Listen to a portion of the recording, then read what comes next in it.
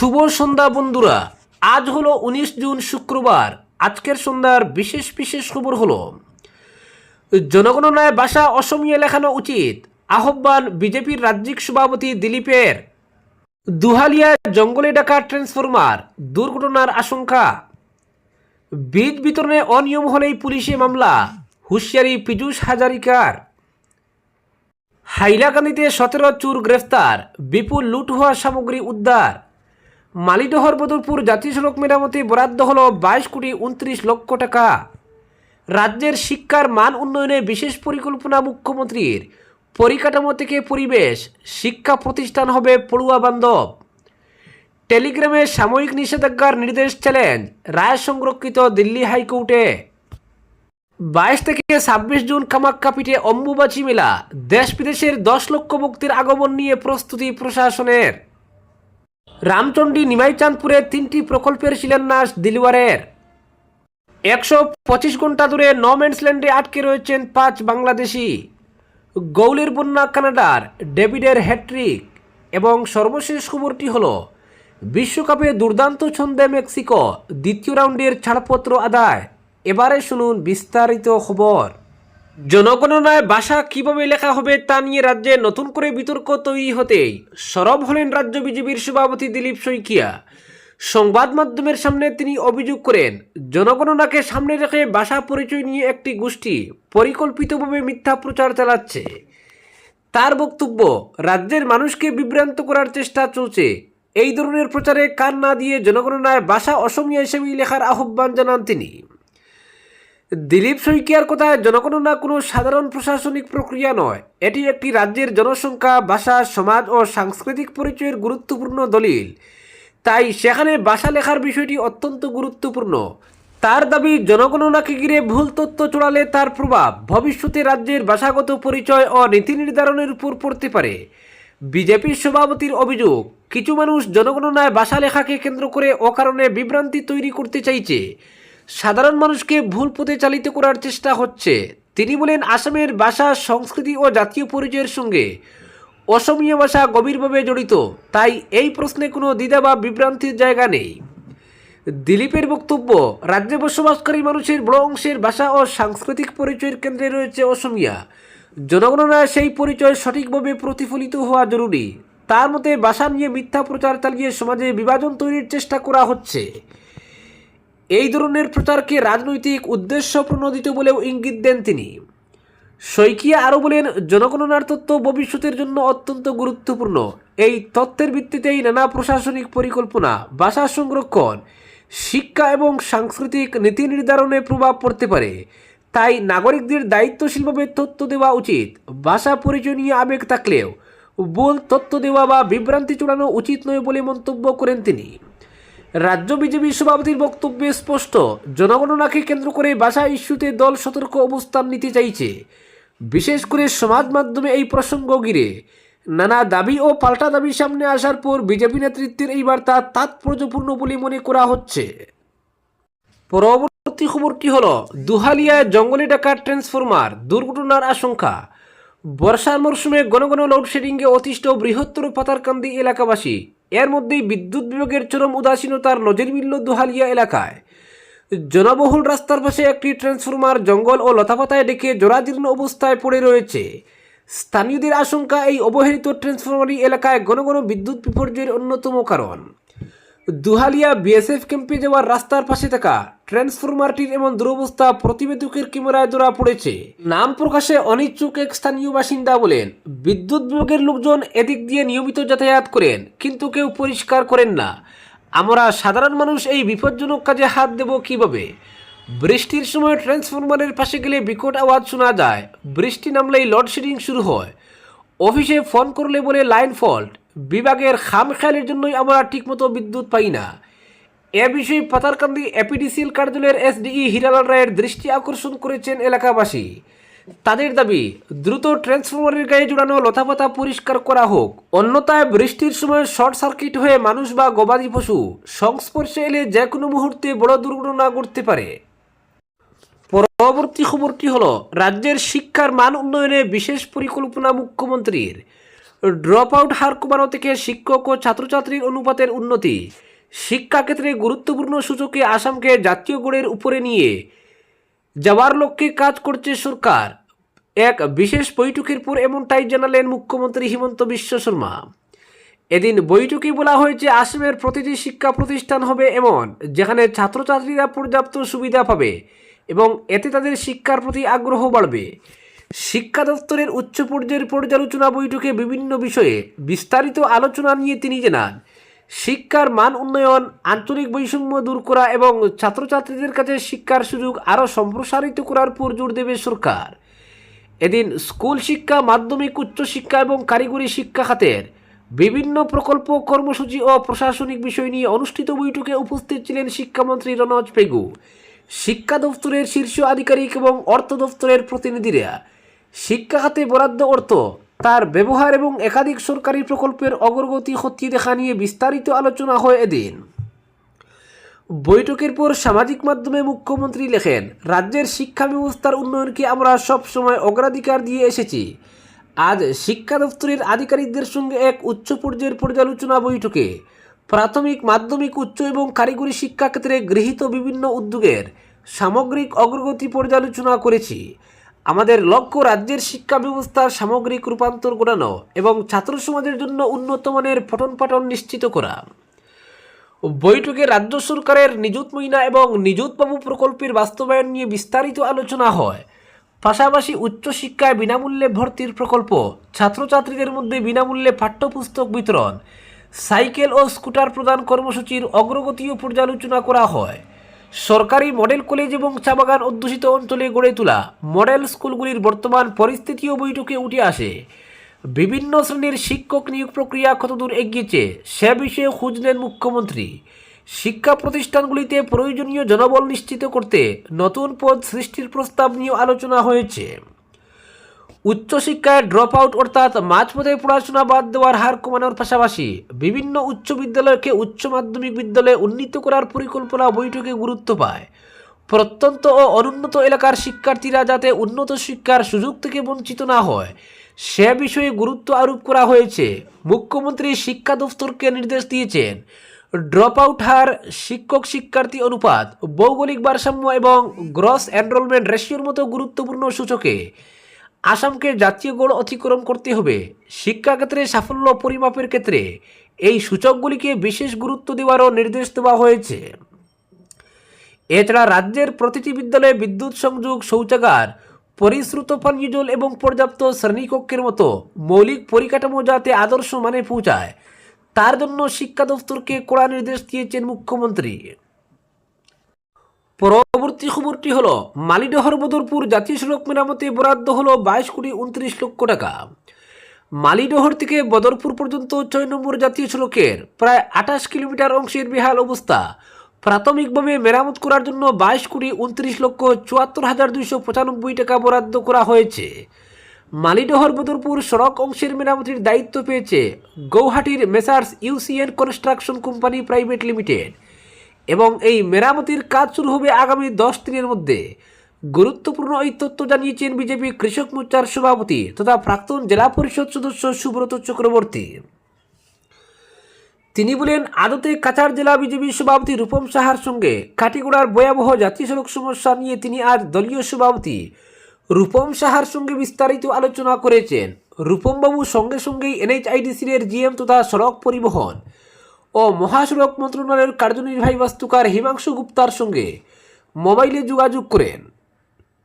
হিমাংশুবাবু পুরো জাতীয় সড়কের বর্তমান অবস্থার বিবরণ দিয়ে জানান, শর্ট টার্ম মেইনটেনেন্স ওয়ার্কের আওতায় 6 নম্বর জাতীয় সড়কের 173 কিলোমিটার থেকে 201 কিলোমিটার অংশে 22,29,00,000 টাকা বরাদ্দ হয়ে টেন্ডার প্রক্রিয়া শেষ হয়েছে। দায়িত্ব পেয়েছে গুয়াহাটির ইউসিএন কনস্ট্রাকশন কোম্পানি লিমিটেড। NHIDC-র পক্ষ থেকে ঠিকাদার সংস্থাকে এই কাজের জন্য সিকিউরিটি মানি হিসেবে 66,89,000 টাকা জমা দেওয়ার জন্য আনুষ্ঠানিক চিঠিও পাঠানো হয়েছে। রূপম সাহা এসব তথ্য সুব্রত চক্রবর্তী জানিয়ে বলেছেন, অনেকদিন যখন কাটিগড়ার জনগণ ধৈর্য ধরেছেন তখন আরও কয়েকদিন অপেক্ষা করতেই হবে। প্রায় 22.5 কোটি টাকার মেরামত কাজ হওয়ার পরবর্তীতে আরও বড় মোটা অঙ্কের অর্থ জাতীয় সড়কের জন্য আসছে বলে মন্তব্য করেছেন রূপম সাহা। পরবর্তী খবরটি হলো হাইলাকান্দিতে 17 চোর গ্রেফতার, বিপুল লুট হওয়া সামগ্রী উদ্ধার। জেলা জুড়ে ধারাবাহিক চুরির ঘটনায় সৃষ্ট আতঙ্কের মধ্যে উল্লেখযোগ্য সাফল্য অর্জন করেছে হাইলাকান্দি পুলিশ। বিশেষ অভিযান চালিয়ে জেলার বিভিন্ন এলাকা থেকে মোট 17 জন অভিযুক্ত চোরকে গ্রেফতার করার পাশাপাশি তাদের কাছ থেকে বিপুল পরিমাণ চুরাই সামগ্রী উদ্ধার করতে সক্ষম হয়েছে হাইলাকান্দি পুলিশ। পুলিশ সূত্রে জানা গেছে, গ্রেফতার হওয়া এই 17 সদস্যের চক্রটির সঙ্গে হাইলাকান্দি শহর ও সংলগ্ন এলাকায় সংঘটিত একাধিক চুরির ঘটনার যোগসূত্র থাকার প্রাথমিক তথ্য মিলেছে। অভিযানের সময় তাদের কাছ থেকে 12টি মোবাইল ফোন, একটি চুরি হওয়া মোটরসাইকেল, একটি গ্যাস সিলিন্ডার, 2টি জলের মোটর এবং বাড়িতে চুরি করার কাজে ব্যবহৃত বিভিন্ন সরঞ্জাম উদ্ধার করা হয়েছে। পুলিশ জানিয়েছে, গ্রেফতার হওয়া সকল অভিযুক্তকে বৃহস্পতিবার আদালতে তোলা হয়। তাদের আরও জিজ্ঞাসাবাদের মাধ্যমে জেলায় সংঘটিত আরও কয়েকটি চুরির ঘটনার রহস্য উদ্ঘাটনের আশঙ্কা করছে তদন্তকারী দল। পরবর্তী খবরটি হল টেলিগ্রামে সাময়িক নিষেধাজ্ঞার নির্দেশ চ্যালেঞ্জ, রায় সংরক্ষিত দিল্লি হাইকোর্টে। আগামী 21 জুন অনুষ্ঠেয় পুনর্নির্ধারিত নিট ইউজি পরীক্ষার আগে মেসেজিং অ্যাপ টেলিগ্রামের উপর কেন্দ্র সরকারের আরোপিত সাময়িক নিষেধাজ্ঞাকে চ্যালেঞ্জ জানিয়ে দায়ের হওয়া মামলার শুনানি শেষে বৃহস্পতিবার রায় সংরক্ষিত রাখল দিল্লি হাইকোর্ট। শুনানিতে কেন্দ্র সরকারের তরফে টেলিগ্রামকে কার্যত নতুন ডার্ক ওয়েব বলে অভিহিত করা হয়। সরকারের দাবি, এই প্ল্যাটফর্ম ব্যবহার করেই নানা বেআইনি কর্মকাণ্ড ও অপরাধ সংঘটিত হচ্ছে এবং তদন্তকারী সংস্থাগুলির পক্ষে অপরাধীদের শনাক্ত করা অত্যন্ত কঠিন হয়ে পড়ছে। শুনানিতে কেন্দ্রের পক্ষে সলিসিটর জেনারেল তুষার মেহতা জানান, এ বিষয়ে কেন্দ্র ইতিমধ্যেই হলফনামা জমা দিয়েছে। তার বক্তব্য, টেলিগ্রাম এখন এমন একটি প্ল্যাটফর্মে পরিণত হয়েছে যেখানে অপরাধমূলক কার্যকলাপ সংঘটিত করা এবং তার প্রমাণ গোপন রাখা তুলনামূলকভাবে সহজ। তিনি আদালতে বলেন, নিট প্রশ্নপত্র ফাঁসের ঘটনায় টেলিগ্রামের ব্যাপক অপব্যবহার হয়েছে এবং সেই কারণেই পরীক্ষা বাতিল করতে বাধ্য হয়েছিল কর্তৃপক্ষ। তুষার মেহতা আদালতকে জানান, তথ্য প্রযুক্তি আইন 2000-এর 69 ধারার অধীনে ইলেকট্রনিক্স ও তথ্য প্রযুক্তি মন্ত্রক শুধুমাত্র 22 জুন পর্যন্ত টেলিগ্রামের সাময়িক নিষেধাজ্ঞার নির্দেশ দিয়েছে। পাশাপাশি পৃথক এক নির্দেশে 30 জুন পর্যন্ত টেলিগ্রামের মেসেজ এডিট করার সুবিধা বন্ধ রাখার নির্দেশও জারি করা হয়েছে। কেন্দ্রের দাবি, 21 জুন পুনরায় হতে চলা নিট ইউজি পরীক্ষার স্বচ্ছতা বজায় রাখতেই এই ব্যবস্থা নেওয়া হয়েছে। শুনানিতে কেন্দ্রের পক্ষে অ্যাটর্নি জেনারেল আর ভেঙ্কটরমণ উপস্থিত ছিলেন। তিনি বলেন, কেন্দ্র সরকারের নির্দেশ সম্পূর্ণ আইনসম্মত ও প্রয়োজনীয়। তার মতে, ভারতের মতো দেশে প্রতিরোধমূলক ব্যবস্থা না নিলে ভবিষ্যতে আরও বড় ধরনের সমস্যা তৈরি হতে পারে। একই সঙ্গে তিনি বলেন, শুধুমাত্র মুনাফার উদ্দেশ্যে পরিচালিত কোনো ডিজিটাল প্ল্যাটফর্ম আনুপাতিকতার নীতির দোহাই দিয়ে সরকারি পদক্ষেপের বিরোধিতা করতে পারে না। তিনি আরও জানান, সরকার অন্য কোনো ডিজিটাল প্ল্যাটফর্মের বিরুদ্ধে ব্যবস্থা নেয়নি, কারণ সেগুলির নিজস্ব কার্যকর নজরদারি ও ফিল্টারিং ব্যবস্থা রয়েছে। পরবর্তী খবরটি হল, কৃষকের ফলনের বীজ নিয়ে কোনো অনিয়ম সহ্য করা হবে না, এক্ষেত্রে কঠোর কৃষি বিভাগ। কৃষকের ধানের বীজ বিতরণ নিয়ে অনিয়ম হয়েছে ধরা পড়লেই পুলিশি মামলা হবে, এই হুঁশিয়ারি দিলেন রাজ্যের কৃষি ও সেচ মন্ত্রী পীযূষ হাজারিকা। মন্ত্রী বলেন, তিনি যা বলেন তা করেন। বীজ বিতরণে কোনো ঠিকাদার অনিয়ম করলে তাকে ব্ল্যাকলিস্টেড করা হবে। সংবাদ মাধ্যমের সামনে মন্ত্রী বলেন, গত দুদিনে সমগ্র আসামে ধানের বীজ কৃষকের কাছে পৌঁছে গিয়েছে। এভাবেই অনুষ্ঠানের মাধ্যমে সরাসরি কৃষকের কাছে বীজ সহ কৃষি সামগ্রী পৌঁছে দেওয়ার ব্যবস্থা করা হবে। তিনি বলেন, কৃষি বিভাগে এখনও প্রায় 50 লক্ষ ফল ও ফুলের চারা মজুত রয়েছে। এই 50 লক্ষ চারা 1 মাসের মধ্যে কৃষকের মধ্যে বিতরণের ব্যবস্থা করা হবে বলেও তিনি বলেন, গত 5 বছরে কৃষিখণ্ডে যথেষ্ট কাজ হয়েছে, তার আগের 5 বছরও কাজ হয়েছে, তবে আরও বেশি কাজ করার প্রয়োজন রয়েছে। প্রতিদিন নতুন প্রযুক্তি উদ্ভাবন হচ্ছে, নতুন বীজ আসছে, কিন্তু তা সময় মতো কৃষকের কাছে পৌঁছে দেওয়ার ক্ষেত্রে সমস্যা রয়েছে, তারও সমাধান করা হবে। পরবর্তী খবরটি হল, 125 ঘন্টা ধরে নোম্যান্সল্যান্ডে আটকে রয়েছেন 5 বাংলাদেশি। ভারতের পক্ষ থেকে 9 জন বাংলাদেশিকে পুশব্যাক করা হয়েছিল, তবে তাদের মধ্যে মাত্র 4 জনকে গ্রহণ করেছে বাংলাদেশ। ফলে এখনও 5 জন বাংলাদেশি সীমান্তের নোম্যান্সল্যান্ডে খোলা আকাশের নিচে অবস্থান করতে বাধ্য হচ্ছেন। জানা গেছে, বিজিবির আপত্তির কারণে তাদের বাংলাদেশে প্রবেশ করানো সম্ভব হয়নি। এর ফলে মানকাচর সীমান্ত এলাকায় উত্তেজনাপূর্ণ পরিস্থিতির সৃষ্টি হয়েছে। সূত্রের খবর, জালুচর এলাকায় 2 জন এবং সাহাপাড়া এলাকায় 3 জন বাংলাদেশি এখনও নো-ম্যানস-ল্যান্ডে আটকে রয়েছেন। টানা 125 ঘন্টারও বেশি সময় ধরে তারা সীমান্তের ওই এলাকায় মানবেতর অবস্থার মধ্যে দিন কাটাচ্ছেন। পরবর্তী খবরটি হলো, বিশ্বকাপে দুর্দান্ত ছন্দে মেক্সিকো, দ্বিতীয় রাউন্ডের ছাড়পত্র আদায়। বিশ্বকাপের উদ্বোধনী ম্যাচে দক্ষিণ আফ্রিকাকে হারানোর পর দ্বিতীয় ম্যাচেও জয় তুলে নিয়েছে সহ আয়োজক মেক্সিকো। সং হিউয়েন মিনের দক্ষিণ কোরিয়াকে 1-0 গোলে পরাজিত করে টুর্নামেন্টের প্রথম দল হিসেবে নকআউট পর্বে জায়গা নিশ্চিত করেছে তারা। ম্যাচের শুরুতে কিছুটা ধীরগতির ফুটবল খেললেও দক্ষিণ কোরিয়া শুরু থেকেই আক্রমণাত্মক ভঙ্গিতে খেলতে থাকে। সময় গড়ানোর সঙ্গে সঙ্গে ম্যাচে নিয়ন্ত্রণ বাড়ায় মেক্সিকো, তবে প্রথমার্ধে একাধিক প্রচেষ্টা সত্ত্বেও কোনো দলই গোলের দেখা পায়নি, ফলে গোল শূন্য সমতায় বিরতিতে যায় দুই দল। বিরতির পর ম্যাচের একমাত্র গোলটি আসে দক্ষিণ কোরিয়ার গোলরক্ষক কিম সুং-গিউয়ের বুলের সুযোগ কাজে লাগিয়ে এগিয়ে যায় মেক্সিকো। একটি ক্রস থেকে আসা বল ধরতে গিয়ে নিজের সতীর্থের সঙ্গে সংঘর্ষে বল নিয়ন্ত্রণে রাখতে ব্যর্থ হয় কিম। সেই সুযোগে লুইস রিমো সহজ টুকায় বল জালে পাঠিয়ে মেক্সিকোকে 1-0 ব্যবধানে এগিয়ে দেন। গোল হজমের পর সমতায় ফেরার চেষ্টা চালালেও দক্ষিণ কোরিয়া আর গোল আদায় করতে পারেনি। শেষ পর্যন্ত 1 গোলের লিড ধরে রেখে টানা দ্বিতীয় জয় নিশ্চিত করে মেক্সিকো। পরবর্তী খবরটি হলো, বিশ্বকাপে নিজেদের দ্বিতীয় ম্যাচে কাতারকে 6-0 গোলের বিশাল ব্যবধানে হারিয়ে শক্তির প্রদর্শন করল স্বাগতিক কানাডা। একতরফা এই জয়ে গ্রুপের শীর্ষে উঠে নকআউট পর্বের পথে অনেকটাই এগিয়ে গেল তারা। ম্যাচের নায়ক ছিলেন জোনাথন ডেভিড, যিনি দুর্দান্ত হ্যাট্রিক করে দলের বড় জয়ে গুরুত্বপূর্ণ ভূমিকা রাখেন। এছাড়া একটি করে গোল করেন সাইল লারিন ও সালিবা, আরও একটি গোল আসে আত্মঘাতী থেকে। শুরু থেকেই আক্রমণাত্মক ফুটবল খেলতে থাকে কানাডা। ম্যাচের প্রথম দিকেই গোলের সুযোগ তৈরি করে তারা। কাতারের গোলরক্ষক মাহমুদ আবুনাদা জোনাথন ডেভিডের শট ঠেকালেও ফিরতি বলে গোল করতে ভুল করেননি সাইল লারিন। প্রথম ম্যাচের পর দ্বিতীয় ম্যাচেও গোল করে নিজের ধারাবাহিকতা বজায় রাখেন এই ফরোয়ার্ড। 29 মিনিটে ব্যবধান দ্বিগুণ করেন জোনাথন ডেভিড। এরপর আরও বিপাকে পড়ে কাতার। কানাডার তেজন বুকানানকে ফাউল করায় প্রথমে পেনাল্টি দিলেও ভিএআর পর্যালোচনার পর সিদ্ধান্ত বদলে ফ্রি কিক দেন রেফারি। তবে হুমাম আহমেদকে সরাসরি লাল কার্ড দেখানো হলে 10 জনের দলে পরিণত হয় কাতার। সেই সুযোগ কাজে লাগিয়ে বিরতির আগেই নিজের দ্বিতীয় গোল করেন ডেভিড। প্রথমার্ধ শেষে 3-0 গোলের স্বস্তিদায়ক লিড নিয়ে মাঠ ছাড়ে কানাডা। দ্বিতীয়ার্ধের 53 মিনিটে ম্যাচে ঘটে উদ্বেগজনক এক ঘটনা।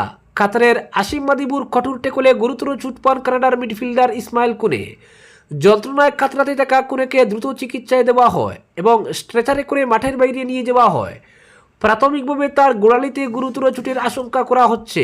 এই ঘটনার জন্য মাদিবুকেও সরাসরি লাল কার্ড দেখান রেফারি। ফলে ম্যাচের বাকি সময় 9 জন নিয়ে খেলতে বাধ্য হয় কাতার। 2 খেলোয়াড় কমে যাওয়ার পর কাতার আর ম্যাচে ফিরতে পারেনি, বরং একের পর এক আক্রমণে তাদের রক্ষণভাগকে ভেঙে দেয় কানাডা। দ্বিতীয়ার্ধে আরও 3টি গোল করে স্বাগতিকরা। জোনাথন ডেভিড নিজের হ্যাট্রিক পূর্ণ করে ম্যাচ সেরা খেলোয়াড়ের স্বীকৃতি আদায় করেন। একই সঙ্গে গোল্ডেন বুটের লড়াইয়েও তিনি শীর্ষ প্রতিদ্বন্দ্বীদের কাতারে উঠে আসেন। শেষ বাজি বাজার সঙ্গে সঙ্গে 6-0 গোলের দাপুটে জয় নিশ্চিত করে কানাডা। এই জয়ে গ্রুপের শীর্ষস্থান দখল করার পাশাপাশি শেষ 16 ওঠার সম্ভাবনাও প্রায় নিশ্চিত করে ফেলেছে তারা। আজকের বিশেষ সংবাদ এখানেই সমাপ্ত।